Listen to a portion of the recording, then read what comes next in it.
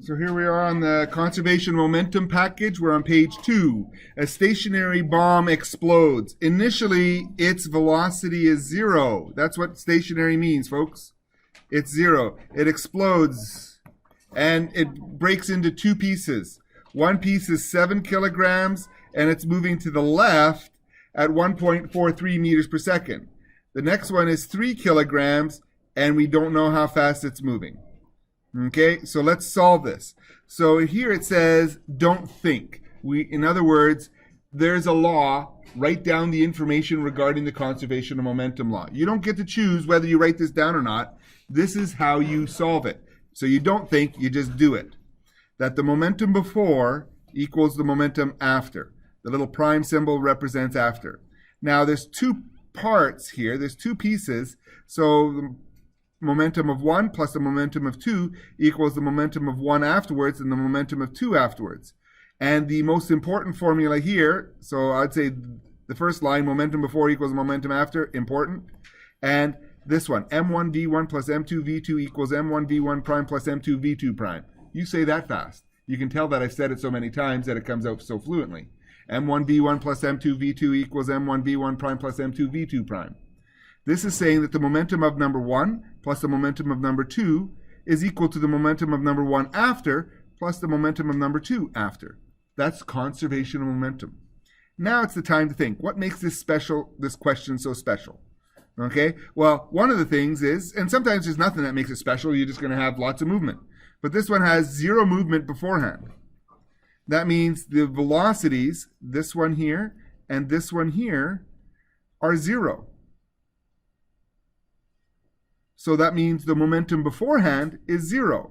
So right from this line, you can go right to here and start solving it.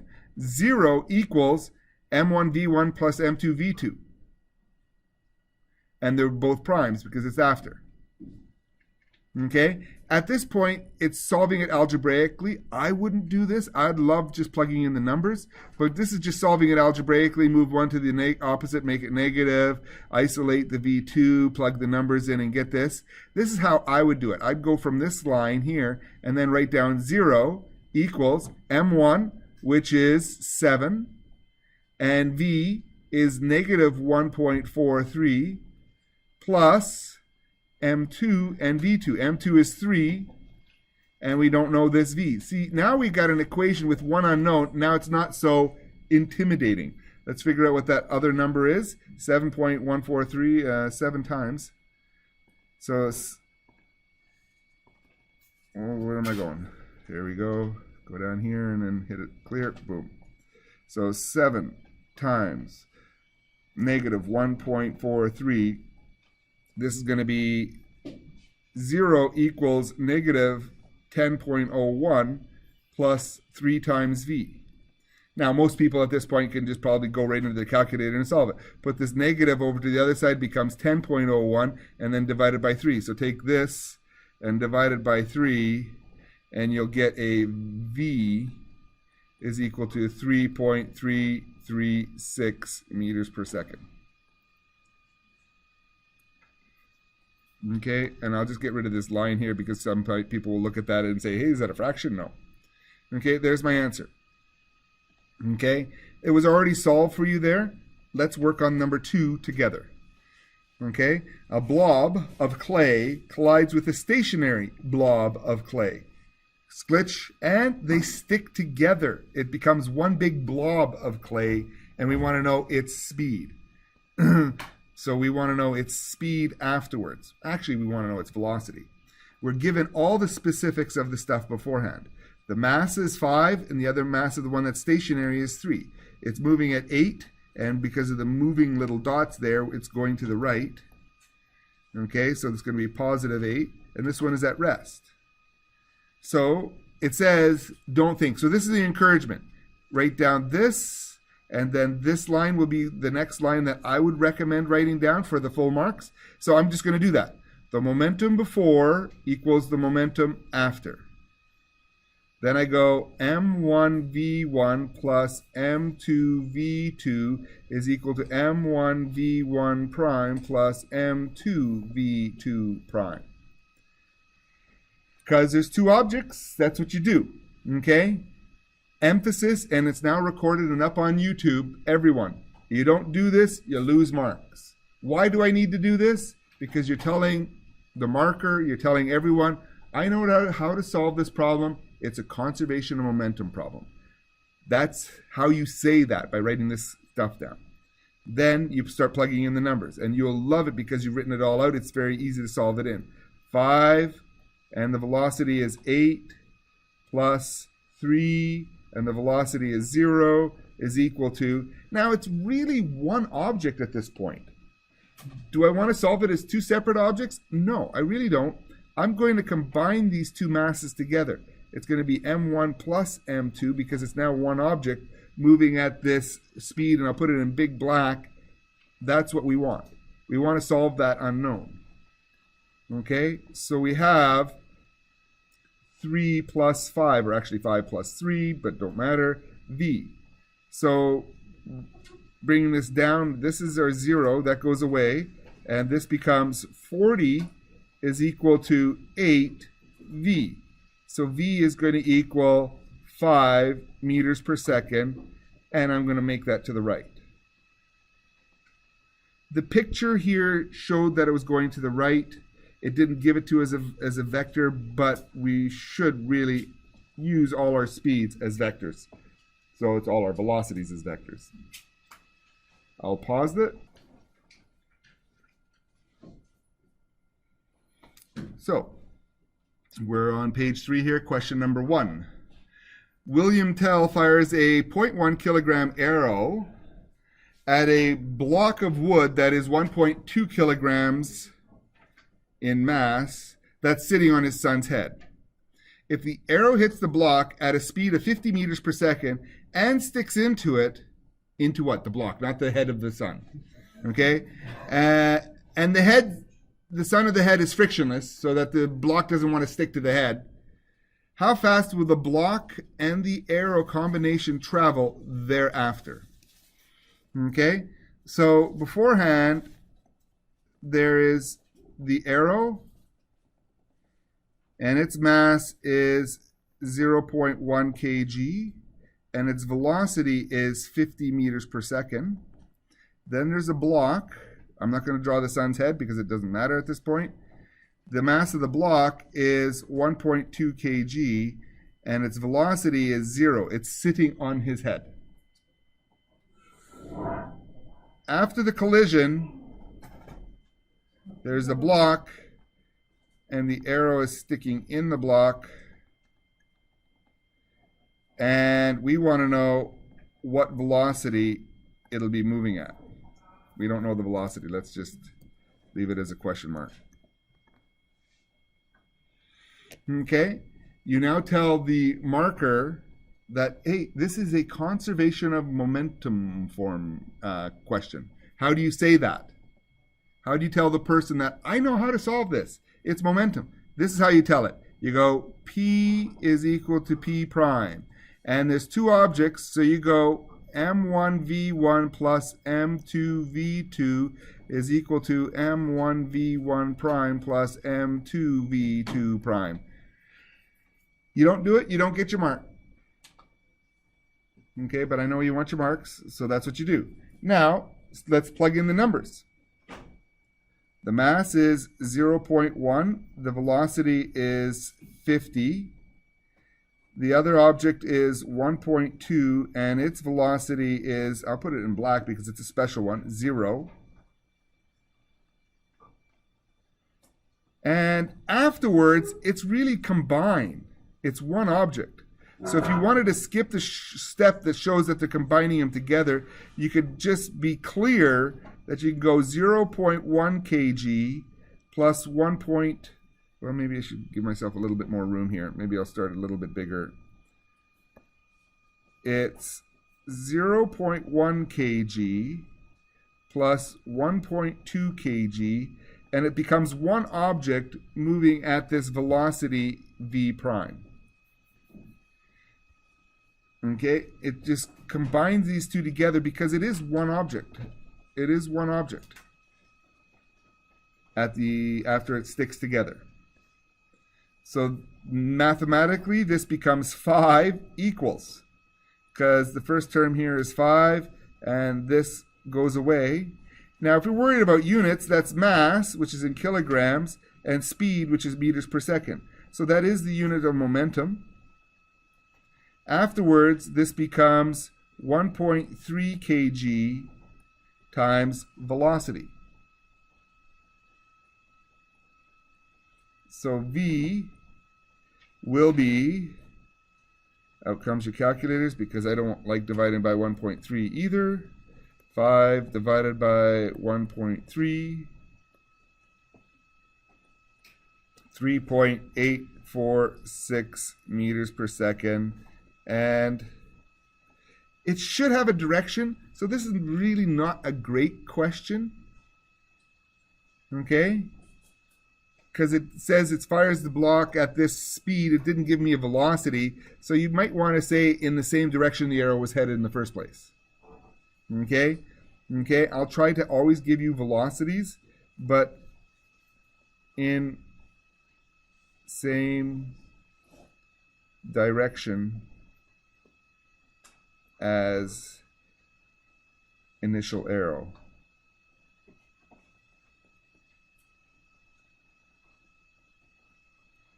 It would be much easier if I just put east here and made that east.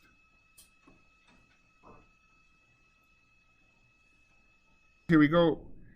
Here's question number 2. A 2-kilogram pumpkin is bowled across at 6 meters per second across a frozen pond. There's no friction. So it's staying at 6 meters per second. And it's, again, a lazy question. So I'm going to make the question even a little bit better. I'm going to give you a direction here. I'm going to call this east. So I'm changing the question on your sheet. Change it, please. It's 6 meters per second east across the frozen pond. Shortly after its release, an explosion within causes the pumpkin to separate into a 1.5 kilogram piece and a 0.5 kilogram piece. If the 1.5 piece continues forward at 3 meters per second, of course that will still be east. It says it's continuing forward. What is the final speed of that other piece? So that the heavier piece, the 1.5, slowed down to 3. Okay? So I'm not going to draw it. I'm just going to instantly start solving it. P is equal to P prime. There's 2 pieces. M1 V1 plus M2 V2 is equal to M1 V1 prime plus M2 V2 prime. Please put that down if you want your marks. Now the 2 pieces are actually 1 to begin with. So if you wanted to go and say 2 kg times the velocity of 6 meters per second east,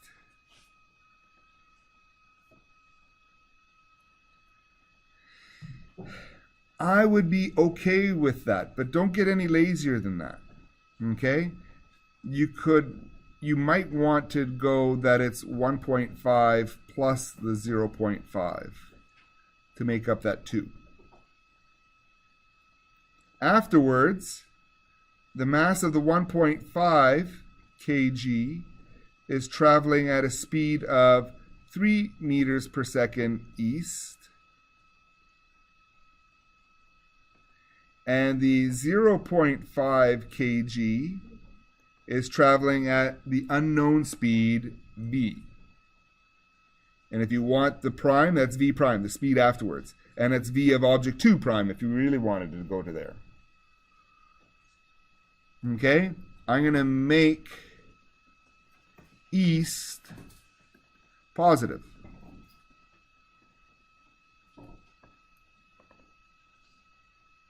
That's right. I'm positive about that. So this is 2 times 6 will be 12 kilograms meters per second.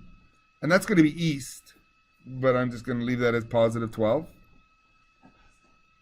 I'll emphasize it there with a positive. The 1.5 times 3 is going to be 4.5 kilograms meters per second, and that'll also be positive, plus 0.5 kg v2 prime. This will make that 7.5 kg meters per second is equal to 0.5 kg v2 prime. Dividing both sides by 0.5, I will get v2 prime is equal to 15 meters per second, and I'll make that east because it is positive still. So instead of leaving it as a positive number, I'll put it back as the vector to get the proper answer. Any questions? So here's questions 3 and 4. Pause that in about 5 seconds there, everyone that's online, and get them done. And then I'll show you the solutions. So pause it now, else you'll be cheating. 4, 3, 2, 1, pause. So there's the answer for number 3. The cart's unknown velocity cart is moving along. It has a mass of 1.25, slams into a stationary 0.75 kilogram that's stationary. Afterwards, they stick together and are moving at 0.58 meters per second. The question says, I made that east. Because it is a vector, we need to keep these things as vectors. So I just made it east. And so plugging it on in, we got the momentum before equals the momentum after. M1 V1 plus M2 V2 equals M1 V1 prime plus M2 V2 prime. Afterwards, they stick together, so the two masses make one object. And you get the total momentum beforehand. After is 1.16 kilograms meters per second east. And that has to be the total momentum beforehand. Solving it with one object moving, we get 0.928 meters per second east. Try number 4. So here's number 4. Snoopy's riding a wagon at 4.3 meters per second. He then jumps off the wagon and he starts flying through the air. He pushes off the wagon so that the wagon comes to a complete stop when Snoopy jumps forward. So if Snoopy is flying through the air at 6.7 meters per second, what was the mass of the wagon? So here's a quick diagram and information. The mass of Snoopy is 2.4 and the velocity of the wagon is 4.3. We don't know the mass of the wagon here. Afterwards, the mass of the wagon is unknown, but it's stopped. And Snoopy is flying through the air at 6.7. So the momentum before equals the momentum after. M1 V1 plus M2 V2 equals M1 V1 prime plus M2 V2 prime. Plugging in the numbers, it's nice. I did it and kept them separate. I kept them separate. Why did I keep them separate? Because one of the unknowns I don't know. Even though they're sitting together, both with a speed of 4.3, I couldn't really easily join them together unless I left it as a variable of 2.4 plus m of the wagon. So I kept them separate. And afterwards, 2.4 times 6.7. So the total momentum of Snoopy by himself is 16.8. So solving it through, you can get the mass of the wagon as 1.34